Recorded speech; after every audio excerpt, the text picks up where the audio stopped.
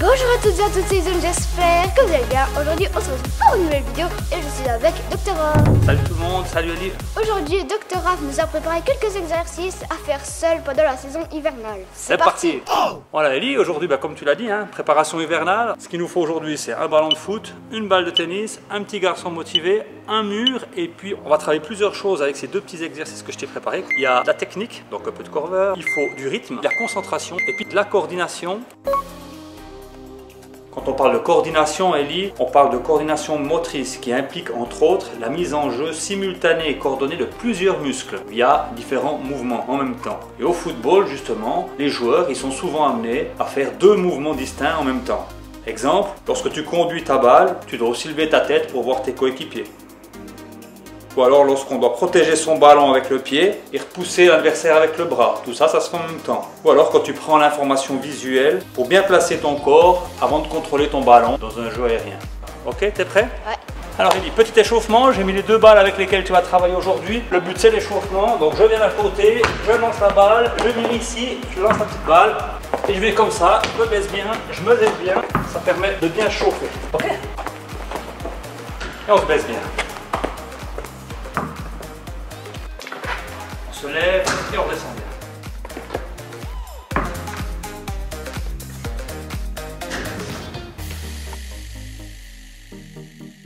Toujours l'échauffement, cette fois on va travailler la concentration, la dissociation des deux ballons. Je sautille, je suis assez près du mur et puis j'y vais comme ça. C'est un exercice qui va te forcer un peu à travailler pour ne pas avoir les yeux rivés sur le ballon, pour pouvoir un peu t'aider à avoir une meilleure vision de jeu, de pouvoir voir tes adversaires, tes coéquipiers surtout, et puis éventuellement où est le but quand tu as le ballon. Alors attention, pour les deux exercices qui vont suivre, ça va demander beaucoup de concentration à l'enfant. Donc c'est pour ça qu'on fait cet échauffement, c'est pour le préparer et bien qu'il se concentre. Alors Ellie, maintenant que tu es chaud, on va pouvoir passer au premier exercice. Tu verras, il est assez compliqué, ça demande de la coordination, de la maîtrise du ballon et puis un peu de concentration. Donc tu vas te passer la balle de ton pied gauche intérieur à pied droit intérieur. Et quand tu la sens, avec ta main gauche, tu vas lancer la balle contre le mur et tu la reprendras de la main droite. Tous les 2-3 coups, tu essaieras de faire ça comme ça. Et on essaie de faire des séries 15 secondes. 4 fois 15 secondes, c'est bien quand on y arrive à le faire. On commence gentiment et puis quand on est à l'aise, on accélérera un petit peu. Mais le but c'est déjà d'être à l'aise et puis de pouvoir enchaîner ces mouvements.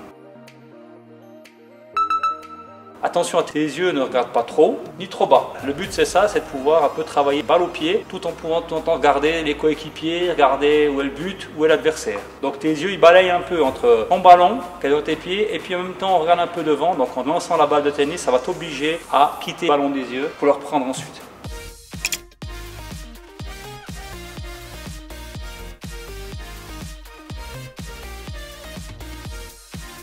Alors elle est pas mal pour une première. On va passer à un autre exercice. Donc cette fois on sera en skipping sur le ballon, pied gauche, pied droit. Cette fois je lance la balle de tennis avec la main droite.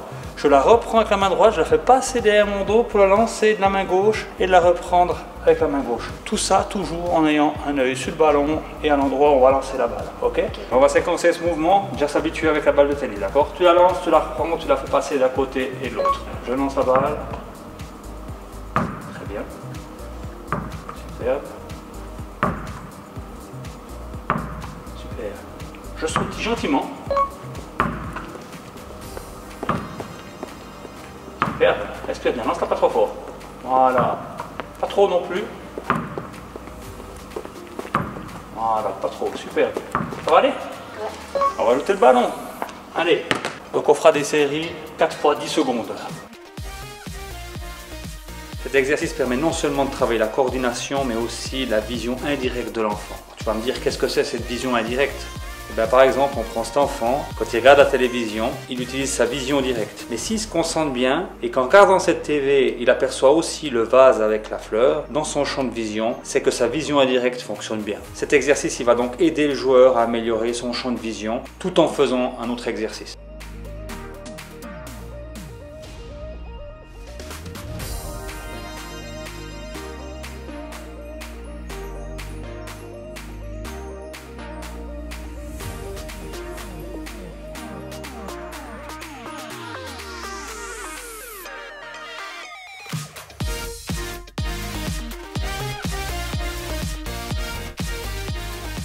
Ça fatigue.